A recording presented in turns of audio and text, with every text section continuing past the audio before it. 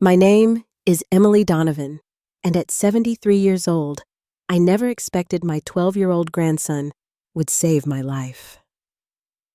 We were having our usual Sunday family dinner when Jake suddenly grabbed my arm, his eyes wide with fear. "Grandma, you need to go now," he whispered urgently. The intensity in his voice made my heart skip. Despite my confusion, something in his expression told me to trust him. That decision changed everything. Before I continue this story, let me know where you're watching from and hit that subscribe button. I never imagined at my age I would have to start over. But life has a way of surprising you. After losing my husband Robert 3 years ago, I thought the hardest part of my life was behind me. We had been married for 48 wonderful years. He was my rock, my best friend, and navigating the world without him felt impossible at first. Thankfully, I had my family to lean on. My son Michael had always been a good boy, even into adulthood. He married Sandra 15 years ago, and they gave me my pride and joy, my grandson Jake. That child was special from the day he was born. While most kids his age were glued to their video games, Jake had this uncanny ability to read people. He noticed things others missed. Sometimes I joked that he had inherited his grandfather's detective instincts. I lived in the Victorian house Robert and I had purchased when we first got married. We had lovingly restored it over the decades, turning it into our dream home. It was filled with memories from the notches on the kitchen doorframe, marking Michael's growth to the creaky third step on the staircase that Robert never got around to fixing. I could never imagine leaving it. Sandra had always admired our house. In the early years of her marriage to Michael, she would comment on the crown molding or ask about the history of the stained glass window in the foyer. I thought it was sweet at the time, her interest in our family home. Looking back, I should have seen the signs. About 6 months ago, things started to change. Michael lost his job at the engineering firm where he had worked for over 20 years. Budget cuts, they said. At his age, finding a new position with the same salary and benefits proved challenging. The financial strain began to show not just in their lifestyle, but in my son's demeanor. The confident man I raised became withdrawn, letting Sandra make more and more decisions. That was when she first suggested I sell my house. "You're all alone in that big place, Emily," Sandra said during one of their visits. She never called me mom or mother, always Emily. "It must be so much work to maintain." "I manage just fine," I replied, perhaps a bit defensively. "Mrs. Peterson next door checks on me, and I have my gardener for the heavy yard work." "But think of the money tied up in that property," Sandra pressed. "If you sold it, you could move in with us. We have that spare bedroom. You'd never have to worry about home repairs or property taxes again." The suggestion made my stomach tighten, but I told myself she was being practical. They were struggling financially, and I wanted to help my family. Still, the thought of selling Roberts and my home felt like losing him all over again. Around this time, Sandra's brother Thomas started showing up more frequently at family gatherings. I had never been particularly close to Thomas. There was something about him that made me uneasy, though I couldn't put my finger on exactly what it was. He had this habit of looking at people as if calculating their value. "Aunt Emily," he would say, though we weren't related by blood. "Real estate in your neighborhood is booming right now. Sellers are getting well above asking price." I began noticing strange things after that. Sometimes I'd walk into a room and Michael and Sandra would abruptly change the subject. Once I overheard Sandra on the phone saying, "She's too attached to the place. We need to convince her it's for her own good." When she saw me, she quickly ended the call. Despite my growing unease, I continued our tradition of Sunday family dinners. Jake had been acting strange lately, too quieter than usual, watching his parents with worried eyes. Several times, I caught him looking at me with an expression I couldn't quite place. When I asked if everything was okay, he would just nod and say, "Yeah, Grandma, everything's fine." But I knew my grandson well enough to know when he was troubled. I dismissed my concerns as overreacting. After all, this was my family. Michael was my son. Surely I was just being a suspicious old woman seeing problems where none existed. That's what I told myself as I prepared for our weekly dinner, not knowing it would be the night everything changed. I spent the entire morning preparing my special pot roast, the one Robert used to say could make angels sing. The recipe had been passed down from my mother, who got it from her mother. 4 generations of women had stood at stoves carefully browning the meat, adding just the right amount of herbs and red wine. Jake particularly loved it, always asking for seconds and sometimes thirds. The house filled with the comforting aroma of slow-cooked beef and vegetables as I set the dining room table with my good china.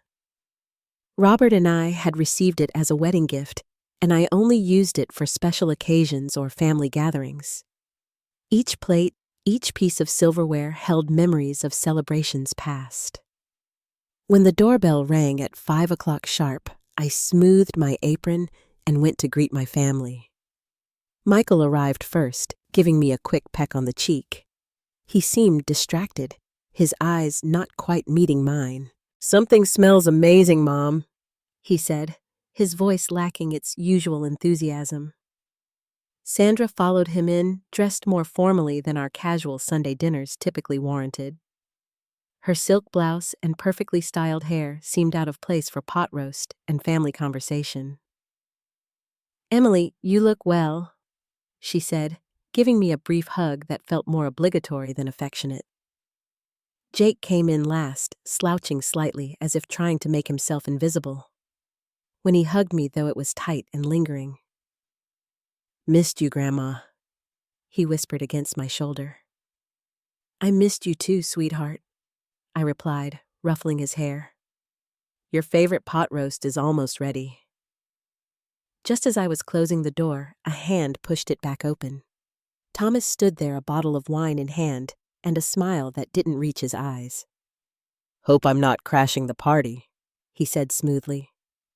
"Sandra mentioned you were having your famous pot roast, and I thought I'd drop by." I glanced at Sandra, who avoided my eyes. This was a family dinner, and Thomas had never been invited before. But hospitality was ingrained in me, so I stepped aside to let him in. "Of course not, Thomas. There's plenty to go around." Dinner was tense from the start.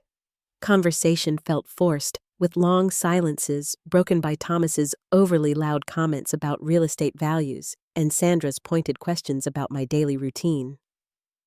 "Do you still drive at night, Emily?" she asked, cutting her meat into tiny, precise pieces. "Only when necessary," I replied. "But I prefer not to." "That must be so limiting," she said with a sympathetic smile that felt anything but. "Living alone with mobility restrictions." "I wouldn't call them restrictions," I corrected. "Just preferences. I get around just fine." Throughout the meal, I noticed Jake barely touched his food, which was unusual for a growing boy who normally devoured my cooking. He kept his phone in his lap, glancing down at it periodically when he thought no one was looking. The conversation inevitably turned to my house.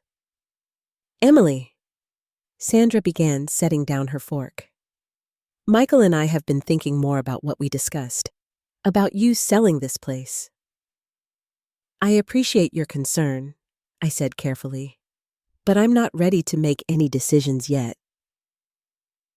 "The market won't stay this hot forever," Thomas interjected. "I know a great real estate agent who could get you top dollar. We could have this place listed by the end of the week." "That's moving awfully fast," I said, feeling my heart rate increase. "Mom," Michael finally spoke up, "we're just thinking about what's best for you. This house is so big, and the maintenance." His words trailed off as Sandra gave him a sharp look. He shifted in his seat, uncomfortable but not contradicting his wife. This wasn't the son I raised, the boy who stood up for what he believed in. Something was very wrong. "I think I'll get dessert ready," I said, needing a moment away from the table. "I made your favorite apple pie, Jake."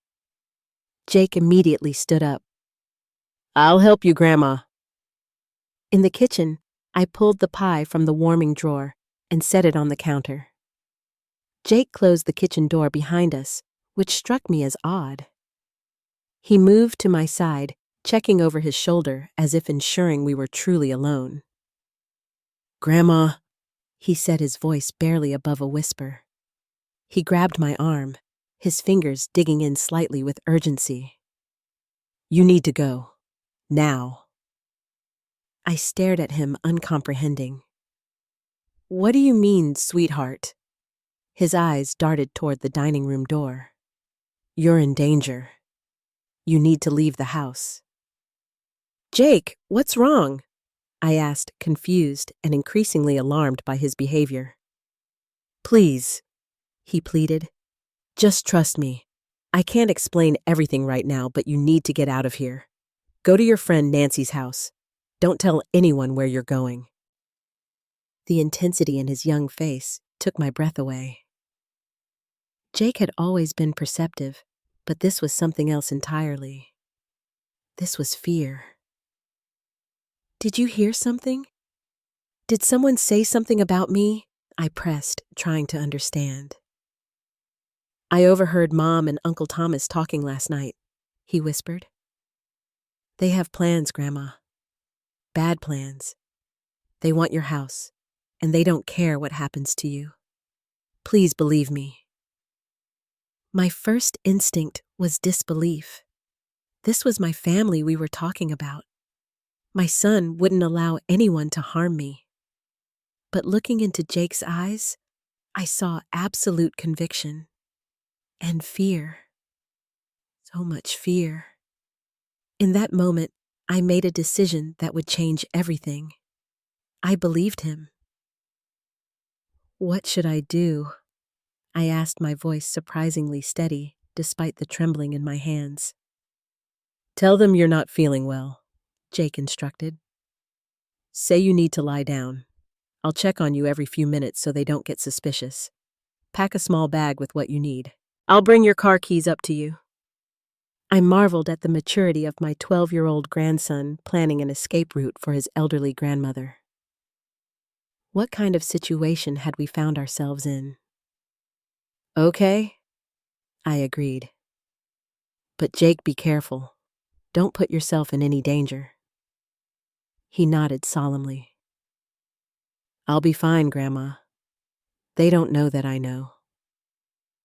We returned to the dining room, Jake carrying the pie, while I put on what I hoped was a convincing performance.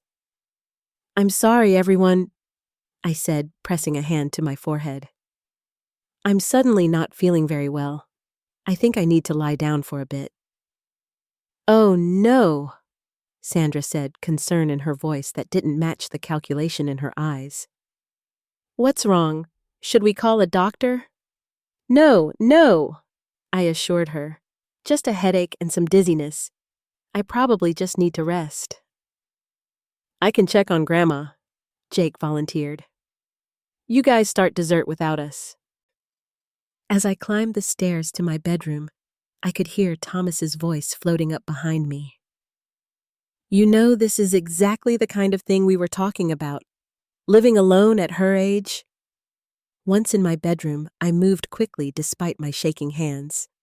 I pulled out a small overnight bag from my closet and packed essentials, medication, toiletries, a change of clothes, my phone charger. I added a framed photo of Robert and me on our 40th anniversary and the locket containing a lock of his hair that I'd kept after he passed. Every creak of the floorboards made me freeze. Was someone coming up the stairs? Was I overreacting to Jake's warning? Was I really about to sneak out of my own home because of something a 12-year-old boy had overheard? But that boy was Jake. My grandson had never been one for dramatics or lies. If he said I was in danger, I believed him. Still, the situation felt surreal, like I was acting in a movie rather than living my actual life. There was a soft knock at my door about 15 minutes after I'd come upstairs. Jake slipped in, closing the door quietly behind him. "I told them you were resting," he whispered. "Mom wanted to come check on you, but I said you asked not to be disturbed." He handed me my car keys. "I grabbed these from your purse downstairs." "Jake," I said, clutching his hand. "Are you absolutely sure about this? It's a very serious thing leaving like this." His young face was solemn. "I heard Mom and Uncle Thomas talking last night when they thought I was playing video games with my headphones on. They were talking about getting you declared incompetent, Grandma. Uncle Thomas knows some doctor who would help them. They want to get power of attorney over you and sell your house." The words hit me like a physical blow. Incompetent power of attorney. These were terms associated with elderly people who couldn't care for themselves, who had dementia or serious illness. I was 73, yes, but I was healthy, independent, and most certainly of sound mind. "What about your father?" I asked, hoping against hope that my son wasn't part of this. Jake looked down. "Dad doesn't say much. He just goes along with whatever Mom wants." That hurt almost as much as the rest of it. My son, my Michael, not standing up for me. "Once I'm gone, they'll know you helped me," I worried. "I don't want you to get in trouble." "I'll be okay," Jake assured me with a maturity far beyond his years. "I'll create a distraction so you can get out the back door. There's a gap in the fence by the oak tree that you can fit through to get to your car without going around front." I texted my friend Nancy. "Need help. Coming to your house. Will explain when I get there. Don't tell anyone I'm coming." Nancy and I had been friends for over 40 years. If there was anyone I could trust right now, it was her. She replied immediately, "Door's open. Are you okay?" I didn't have time to respond as Jake was already enacting his plan. "I'm going downstairs to spill my soda," he explained. "When you hear the commotion, that's your chance. Take the back stairs and go through the kitchen to the back door." "Jake," I said, hugging him tightly. "Thank you. I love you so much." "Love you too, Grandma," he whispered. "I'll text you when it's safe to talk." He slipped out, and a few minutes later, I heard a crash, followed by Sandra's shrill voice. "Jake, look what you've done. That's going to stain." Taking my chance. I grabbed my bag and crept down the back staircase that led to the kitchen. My heart was pounding so hard, I was sure someone would hear it. Just as I reached the back door, I heard footsteps coming down the hall. Freezing in place, I held my breath as Thomas walked past the kitchen entrance, thankfully not turning his head in my direction. Once he passed, I slipped out the back door as quietly as I could, wincing at the slight squeak of the hinges. The evening air was cool against my flushed face as I hurried across the backyard to the oak tree Jake had mentioned. Sure enough, there was a gap in the fence just wide enough for me to squeeze through. My car was parked on the side street, and I sent a silent thank you to whatever instinct had made me park there instead of in the driveway as usual. Hands trembling, I started the engine and pulled away from my home, constantly checking the rearview mirror to see if anyone was following me. 20 minutes later, I pulled into Nancy's driveway, turned off the engine, and promptly burst into tears. The adrenaline that had carried me through my escape drained away, leaving me exhausted and overwhelmed. Nancy opened her front door before I even knocked, her kind face creased with worry. "Emily! What on earth is happening?" Inside her cozy living room, I broke down completely as I tried to explain. The words tumbled out in a jumbled mess about Jake's warning Sandra and Thomas's plans and Michael's apparent complicity. "That can't be right," Nancy said, shaking her head in disbelief. "Your own son. I know how it sounds," I admitted, wiping my tears. Part of me thinks I'm overreacting to something a 12-year-old overheard. Maybe he misunderstood. But you don't really believe that, Nancy observed shrewdly. You know Jake wouldn't make something like this up. My phone pinged with a text from Jake. Are you safe, Grandma? I quickly replied. Yes, at Nancy's house. Are you okay? I'm fine, he texted back. Mom and Dad noticed you were gone. Mom didn't seem worried. Said you probably went to get medicine. Dad seems confused. That was telling. If Sandra was truly concerned about my health, wouldn't she be worried that I had left without telling anyone? Nancy made us tea and set up her guest room for me. You're staying here tonight, she said firmly. We'll figure this out in the morning. I barely slept, my mind racing with questions and fears. Had I overreacted? Was I throwing away my relationship with my son based on a child's misunderstanding? But then, why would Jake be so frightened? He had nothing to gain by making me leave. Around 2 a.m, my phone lit up with another text from Jake. This one contained screenshots of texts between Sandra and Thomas. My hands shook as I read them. Sandra, we need to move faster. Mom, Peterson keeps filling her head with ideas about staying in that house. And Thomas, my guy can do the evaluation next week. Once we have the paperwork, the rest is easy. Sandra, what if she fights it? Thomas, who's going to believe her over a medical professional? Trust me, I've done this before. Done this before? The implications sent ice through my veins. I scrolled through more screenshots, each more damning than the last. They discussed having me declared mentally incompetent, getting power of attorney, selling my house, and dividing the proceeds. There was even mention of a care facility where I could be managed if I became difficult. I had to face the horrible truth my daughter-in-law and her brother were planning to take everything from me, including my freedom. And my son, whether actively participating or passively allowing it, was not stopping them. My world, already shaken by Robert's death, now crumbled completely.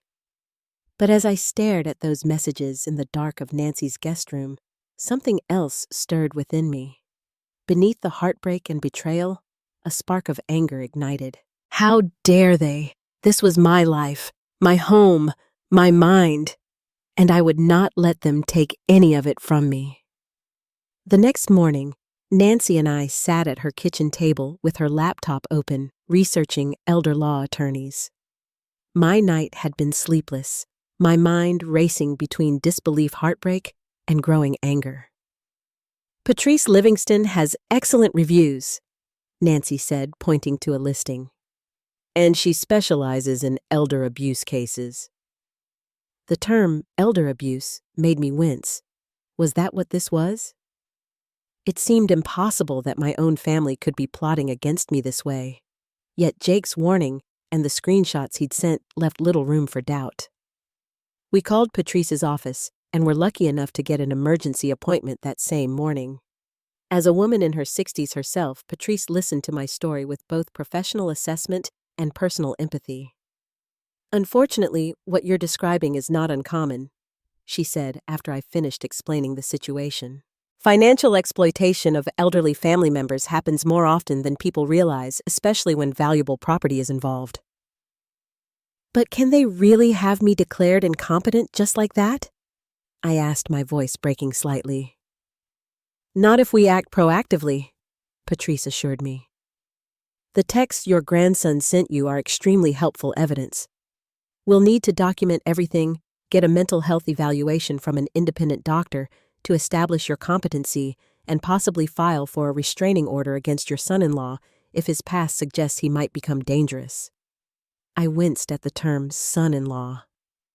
Thomas isn't married to my son. He's my daughter-in-law's brother. Patrice made a note. I see. And you mentioned he said he's done this before. That's concerning, and something we should look into. Do you know his full name? Thomas Reeves? I supplied. Patrice typed something into her computer. Her expression changed as she read whatever appeared on her screen. Ms. Donovan, I think we need to move quickly. Thomas Reeves has been investigated twice for elder financial abuse in neighboring counties. Charges were dropped in both cases when the elderly person in question either passed away or was deemed too mentally incapacitated to testify. A chill ran through me. What kind of predator was my daughter-in-law's brother? And how had Sandra become involved with such a scheme? My phone had been buzzing periodically throughout our meeting. Michael had called 5 times and left 3 voicemails each, sounding increasingly concerned. After consulting with Patrice, I decided it was time to answer. Mom, where are you? We've been worried sick. Michael's voice held genuine concern, which made everything more confusing. I'm safe, I said simply. I needed some time to think. Think about what you disappeared in the middle of dinner. Sandra thought you went to get medicine, but your purse was still here. And when you didn't come back? He trailed off. Michael, I said, steadying my voice. I know what you and Sandra are planning. There was a long pause. What are you talking about? The evaluation, having me declared incompetent, selling my house. Each accusation felt like a knife in my heart. Jake overheard everything. Mom, that's ridiculous. Michael started, but his denial lacked conviction. Jake must have misunderstood. We're just concerned about you living alone. Before I could respond, I heard Sandra's voice in the background, demanding to know who he was talking to. There was a rustling sound, and then her voice came through the phone sharp and commanding. Emily, where are you? You need to come home right now. You've got everyone worried. I'm not coming home, Sandra, I said firmly. Not until I understand why you and your brother are trying to have me declared incompetent. There was a beat of silence, then Sandra's tone changed completely, dropping the concerned act. So the brat told you. I knew he was eavesdropping. Her admission, so casual and cold, took my breath away. So it's true. You were planning to take my house, my independence. You're being dramatic, Sandra snapped. We were trying to help you. You're getting older, more forgetful. It's not safe for you to live alone. I'm not forgetful, I countered. I'm perfectly capable of managing my own affairs. That's not what Dr. Harmon will say, she replied, an ugly smugness in her voice. Thomas already spoke with him. The evaluation is just a formality. My hand tightened on the phone. You've already contacted a psychiatrist without my knowledge or consent. It's for your own good, Sandra insisted. Michael and I are trying to protect you. Is that why Thomas has been stealing my mail? I asked, recalling now how several bank statements and bills had mysteriously gone missing over the past few months. Is that why you've been asking all those pointed questions about my daily routine, looking for any sign of confusion you could use against me? Sandra's silence was confirmation enough. Put Michael back on the phone, I demanded. After a moment, my son's voice returned smaller somehow. Mom, did you know? I asked, my voice breaking, despite my efforts to remain strong. Did you know what Sandra and Thomas were planning? His hesitation told me everything. Not all of it, he finally said. Sandra said we were just looking into options for your care. I didn't know about Thomas's doctor friend or that they were already making arrangements. But you knew they wanted my house, I pressed. You knew they were looking for ways to declare me unfit. It wasn't like that, Michael protested weakly. Sandra just said we needed to document your behavior in case something happened. She said it was for your protection. I closed my eyes, pain washing over me in waves. My own son, so easily manipulated against me. My phone beeped with an incoming call from Jake. I need to go, I told Michael. I'll contact you when I'm ready to talk more. I switched to Jake's call, my heart aching for my grandson caught in this terrible situation. Grandma, he whispered clearly, trying not to be overheard. I'm at school, but I had to call you. Mom took my phone last night after you left. She was really angry when she found the screenshots were gone from her phone. She knew I sent them to you. Are you okay? I asked, immediately concerned for his safety. Did she hurt you? No, but she grounded me for interfering in adult business and said I'm not allowed to see you anymore. His voice broke. She said you're not well and that you're going to have to go to a special facility where they can take care of you. The casual cruelty of telling a child his grandmother was being sent away infuriated me. That's not going to happen, Jake, I assured him. I'm with a lawyer right now, and we're going to make sure everything is okay. I'm scared for you, Grandma, Jake admitted. And I don't know what to do. Dad just sits there while Mom yells. He doesn't stop her. You've done more than enough already, I told him, my heart swelling with love and pride for this brave boy. You warned me. You helped me get away. You sent me the evidence I needed. You're the hero in this story, Jake. The school bell rang in the background. I have to go, Jake said hurriedly. I'll try to call again when I can. After hanging up, I turned to Patrice and Nancy, who had heard my side of both conversations. I need to protect Jake, I said firmly. Sandra is punishing him for helping me. Patrice nodded. We can address custody concerns as part of this case if needed. But first, let's focus on protecting you and your assets. I'm concerned that they might try to access your home or accounts now that they know you're aware of their plan. She helped me make calls to my bank to lock down my accounts requiring in-person verification for any large transactions. We also arranged for a locksmith to change the locks on my house and for a security company to install basic monitoring.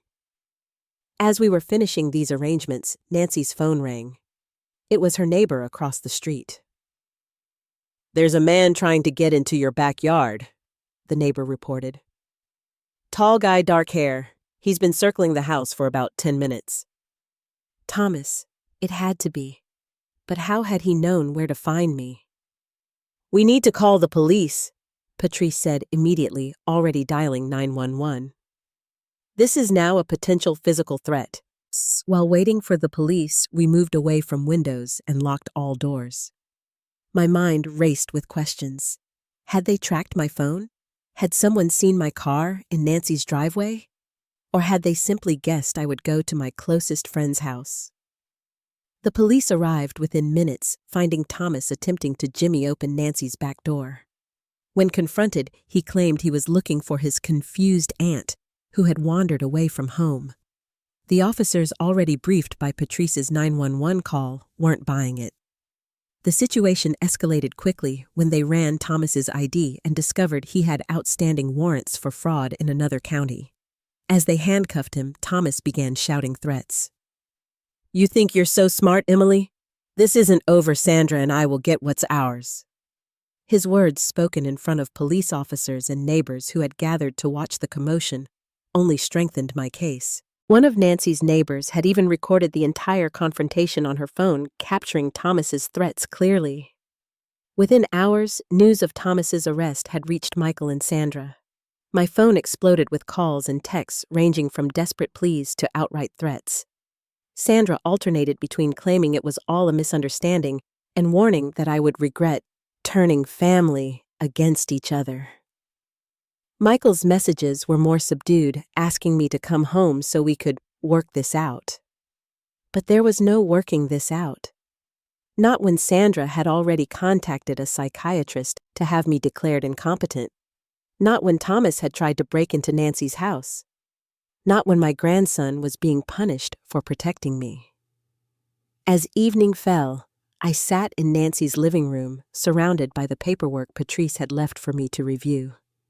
Emergency protective orders, financial safeguards. medical competency evaluations, the legal machinery to protect myself from my own family. A notification popped up on my phone from the neighborhood social media group. Sandra had posted a long, carefully worded message expressing concern for her beloved mother-in-law, who was experiencing confusion and paranoia and had wandered away from home. She asked neighbors to be on the lookout for me, describing me as potentially disoriented and in need of medical attention. The post was a masterclass in manipulation, portraying Sandra as the concerned caretaker and me as the declining elder. But she had overplayed her hand. Comments quickly appeared from neighbors who had known me for decades. Emily Donovan confused the woman who organizes our entire neighborhood watch program. Isn't this the same Emily who just gave that detailed presentation on garden design at the community center last week? Something doesn't add up here. I saw Emily yesterday and she was sharp as a tack. Sandra's attempt to damage my reputation was backfiring spectacularly. People who had been my friends and neighbors for years weren't buying her story. And with each supportive comment, I felt my strength returning. I would fight this battle not just for myself, but for Jake, who had risked so much to warn me. And for every elderly person who had ever been manipulated, gaslighted, or exploited by those who should have protected them. Thomas's words echoed in my mind, "This isn't over." He was right about that, but not in the way he intended. This wasn't over because I was just beginning to fight back. The courtroom was quieter than I expected, nothing like the dramatic scenes on television. The judge, a woman perhaps a decade younger than me, with silver-streaked hair and penetrating eyes, reviewed the paperwork before her with careful attention. 3 weeks had passed since my escape from my own home. 3 weeks of legal filings, evidence gathering, and heartache. Now we were here for the hearing on my petition for protection from elder abuse and the emergency orders to prevent Sandra and Thomas from accessing my property or finances. Thomas sat at one table with his attorney, his usual smug confidence dimmed by his recent arrest and the pending fraud charges from another county. Sandra sat beside him, dressed conservatively in a navy suit, her expression a careful mask of concern that didn't reach her eyes. Michael sat a row behind them, looking lost and diminished. Jake was noticeably absent, as minors weren't permitted in this particular proceeding. He had been my rock through this ordeal, finding ways to call me, despite Sandra's restrictions, providing additional evidence when he could safely access his parents' documents. The court had appointed a guardian ad litem to represent his interests as it became clear that his home situation was increasingly unstable. "Your Honor," my attorney began, "we're here today because Ms. Donovan has been targeted for financial exploitation by her daughter-in-law and brother-in-law. As the evidence will show, they conspired to have her declared incompetent against all medical evidence for the purpose of gaining control of her substantial assets, primarily her home." I listened as Patrice methodically laid out our case, the text messages Jake had forwarded showing Sandra and Thomas's plans, the testimony from my regular doctor confirming my excellent cognitive health, the independent psychological evaluation showing I was fully competent, the police report from Thomas's attempted break-in at Nancy's house, statements from neighbors refuting Sandra's claims about my mental state. When it was my turn to testify, I approached the witness stand with my head high. At 73, I had never imagined I would be in court fighting for my right to control my own life against my family. But here I was. "Miss Donovan," Patrice asked, "when did you first become aware that your daughter-in-law and her brother might be planning to have you declared incompetent?" "On Sunday 3 weeks ago," I replied, my voice steady. "My grandson Jake warned me during our family dinner. He had overheard his mother and uncle discussing plans to have me evaluated by a psychiatrist of their choosing, someone Thomas apparently knew, who would declare me incompetent regardless of my actual condition." And why do you believe they wanted you declared incompetent? To gain control of my house and finances, I said simply. Sandra has always admired my home, and with Michael losing his job, they've been under financial strain. Thomas's texts explicitly mentioned selling my house and splitting the proceeds. Sandra's attorney tried to paint me as confused, suggesting Jake had misunderstood adult conversations and that I was paranoid. But the evidence was too strong, especially when Thomas was called to testify. Under questioning, Thomas grew increasingly agitated. When asked about his previous involvement in cases of elder financial exploitation, he exploded. Those old people didn't know what was good for them. They were sitting on assets they weren't using while their family struggled. Someone had to do something. His outburst silenced the courtroom. The judge peered at him over her reading glasses, her expression stern. "Mr. Reeves," she said coldly, "are you admitting to previous instances of elder exploitation under oath in my courtroom?" Thomas's attorney quickly intervened, but the damage was done. The judge called for a brief recess, during which Thomas and his attorney had a heated discussion in the corner. When court resumed, the biggest surprise came when Michael approached the stand. He looked haggard with dark circles under his eyes and a defeated slump to his shoulders. "Mr. Donovan," Sandra's attorney began, "would you say your mother has shown signs of confusion or memory loss in recent months?" Michael took a deep breath and looked directly at me for the first time that day. "No," he said firmly. "My mother is as sharp and capable as she's always been." A murmur ran through the courtroom. Sandra's face contorted with rage while her attorney looked stunned. "But your wife has stated," the attorney started. "My wife was wrong," Michael interrupted. "We both were. Mom," he said, addressing me directly, "I'm so sorry. I let Sandra convince me we were doing what was best for you, but I knew deep down it wasn't right. I should have stood up to her. I should have protected you." He went on to describe how Sandra had gradually convinced him that I needed help, framing their plans as concern rather than exploitation. He admitted to knowing about the psychiatric evaluation, but claimed he didn't understand it was with a doctor who had a predetermined outcome. "When did you realize what was really happening?" the judge asked. Michael's voice broke.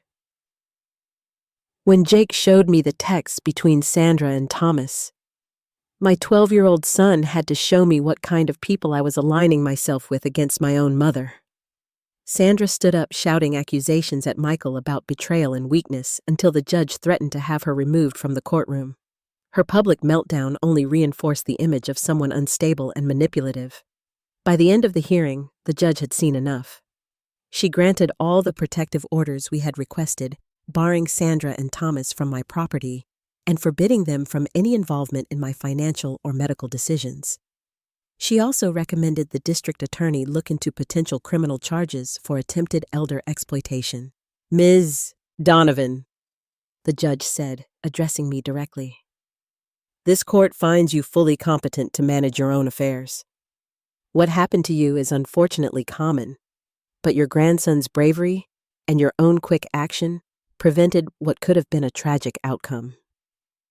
I'm also ordering a separate investigation into the home environment of the minor child, Jake Donovan, based on the concerning behavior exhibited by his mother in this case." As we left the courtroom, I felt both vindicated and deeply saddened. I had won, but at what cost? My relationship with my son was damaged perhaps beyond repair. My grandson was caught in the middle of what would likely be an ugly custody battle. The family I had cherished had fractured in ways I never could have imagined. But I was free. My home was safe. And most importantly, the truth had come to light before it was too late. In the hallway, Michael approached me cautiously. "Mom, can we talk, please?" I nodded, and we found a quiet corner away from the others. For several moments, he couldn't speak, tears streaming down his face. "I don't expect you to forgive me," he finally said. What I allowed to happen, there's no excuse. Why, Michael? I asked the question that had haunted me for weeks. How could you go along with this? He shook his head, looking down at his hands. I was weak. After losing my job, I felt like a failure. Sandra kept saying she would fix everything, that she had a plan. I let her take control because it was easier than admitting I couldn't provide for my family anymore. He looked up, his eyes red. But that's no excuse for betraying you, for not listening when Jake tried to tell me what was happening. Jake is an extraordinary boy, I said, my heart swelling with pride for my grandson. He saved me when the adults who should have protected me failed. He did, Michael agreed. And now he's paying the price. Sandra is furious with him. She's taken away his phone, his computer, everything. He's basically a prisoner in his own room. Alarm shot through me. That can't continue, Michael. You need to protect him. I know. He nodded. I've already spoken to a lawyer about separation and custody. I let Sandra control everything for too long. I won't let her hurt Jake the way she tried to hurt you. It was a small step toward redemption. Whether our relationship could ever be repaired remained to be seen, but for Jake's sake, I had to keep the door open. It will take time, Michael, I told him honestly. I can't just forget what happened. I understand, he said quietly. But I want to try to make it right, whatever that takes. As we parted, I felt the weight of the past weeks finally beginning to lift. The road ahead would be difficult with legal proceedings against Thomas ongoing and the uncertainty of Jake's situation. But for the first time since that Sunday dinner, when my grandson had warned me to flee, I felt something close to hope. 6 months passed, bringing changes I never could have anticipated. My Victorian house stood solid and secure, now equipped with a modern security system and cameras that would have made Robert chuckle at my newfound embrace of technology. You're finally joining the 21st century, M, I could almost hear him say. The legal proceedings against Thomas had progressed rapidly after evidence emerged linking him to at least 3 other cases of elder financial exploitation. He was now serving time for fraud and elder abuse, his carefully constructed facade of respectability shattered. Sandra, while avoiding criminal charges, had been named in civil lawsuits and faced professional consequences after her employer discovered her involvement in the scheme. My own healing journey had been challenging but rewarding. Through Nancy's encouragement, I joined a support group for survivors of elder abuse. The stories I heard from others, accomplished, intelligent people who had been manipulated and gaslighted by those they trusted, helped me understand I wasn't alone. The shame isn't ours to carry, Eleanor, an 80-year-old former university professor, told the group during one session. We were targeted not because we were weak, but because we had something others wanted to take. Those words became a mantra for me as I worked through my feelings of betrayal and self-doubt. Why hadn't I seen the signs earlier? How could I have been so blind to Sandra's true nature? The therapist I started seeing helped me recognize that trusting family isn't a weakness. The betrayal was entirely on them, not me. One unexpected outcome of my experience was finding purpose in advocacy. I began speaking at community centers about recognizing signs of elder exploitation, particularly financial abuse within families. My story resonated with many, and I found strength in turning my pain into protection for others. Michael and Sandra's divorce proceedings moved forward with Michael finally standing on his own 2 feet. He found a new job, not at the same level as his previous position, but enough to support himself and Jake. The custody battle was difficult, with Sandra fighting viciously for control, but the documentation of her behavior during the elder abuse case weakened her position significantly. Jake spent weekends with me while the custody arrangements were being finalized. Those times became precious islands of normalcy amid the legal storms. We baked together, worked in the garden, and had long talks about everything from school projects to his feelings about his parents' divorce. "I'm sorry your parents are separating," I told him during one of our conversations on the porch swing. Jake was thoughtful for a moment. "I'm not," he finally said. "Dad's different now. Better. He actually listens to me and doesn't just do whatever Mom says. And Mom—" He trailed off, then continued with the wisdom children sometimes surprise us with. "Mom needs help. She's not happy, and she tries to control everything to feel better." "That's very insightful, Jake," I said, amazed at his maturity. He shrugged. "My counselor helped me understand that. It doesn't make what she did okay, but it helps me not be so angry all the time." Through it all, Jake and I grew even closer, our bond strengthened by the crisis we'd weathered together. He remained my hero, the boy who had seen what the adults around him couldn't or wouldn't see, and who had the courage to act.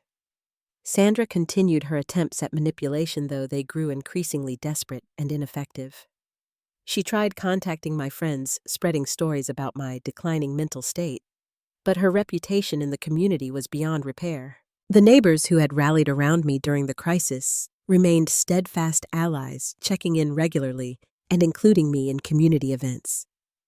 I rebuilt my life with a new awareness of both human cruelty and kindness. For every moment of betrayal I had experienced, there were equal moments of support from unexpected sources. The locksmith who installed new locks at cost after hearing my situation. The young lawyer at Patrice's firm who worked extra hours on my case. The grocery delivery person who started checking in on me weekly just because. Thomas's conviction brought a different kind of closure. The investigation uncovered a pattern of elder exploitation spanning years, with at least 5 other victims identified. 2 had passed away before seeing justice, but for the others, his conviction offered some measure of vindication. I attended the sentencing hearing, looking him in the eye, as the judge delivered a 7-year prison term. He didn't look so calculating or confident then. On a crisp autumn Sunday, 6 months after that fateful dinner, I hosted a new kind of family gathering. Around my dining room table sat Jake and Michael, who now attended these dinners on a trial basis, Nancy and her husband, 2 friends from my support group, and my neighbor, Mrs. Peterson. The china plates Robert and I had received as wedding gifts gleamed in the afternoon sunlight once again, holding a special occasion meal. As I looked around at these people, some related by blood, others by choice and circumstance, I realized we were in our own way a family. Not the one I had expected to have in my 70s, but a family nonetheless, bound by respect, care, and genuine concern for each other's well-being. Jake caught my eye from across the table and smiled a glimpse of the man he would become shining through the boy's face. Michael, still working to rebuild my trust, engaged thoughtfully with the others, showing hints of the son I had raised. The road to healing wasn't straight or easy. There were still difficult days, moments when the betrayal felt fresh and raw. But there were also days of profound gratitude for Jake's perception and bravery, for my own resilience, and for the second chance to live my life on my own terms. As I stood to bring dessert to the table, I thought about how close I had come to losing everything: my home, my independence, my dignity. All saved because a 12-year-old boy had the courage to say, "Grandma, you need to go. Now." Sometimes, the greatest act of love is knowing when to trust a warning, even when it breaks your heart. My grandson saved me by being brave enough to speak up, and I saved myself by being brave enough to listen. In the end, that trust didn't just save my house or my finances. It saved everything that truly mattered: my freedom, my dignity, and my ability to choose my own path forward. Have you ever had a moment when trusting someone's warning, even when it seemed unlikely, turned out to be the right decision? I'd love to hear your stories in the comments below. And if this story resonated with you, please hit that subscribe button and share with someone who might need to hear it. Thank you for listening, and remember to trust your instincts. They're often speaking wisdom we need to hear.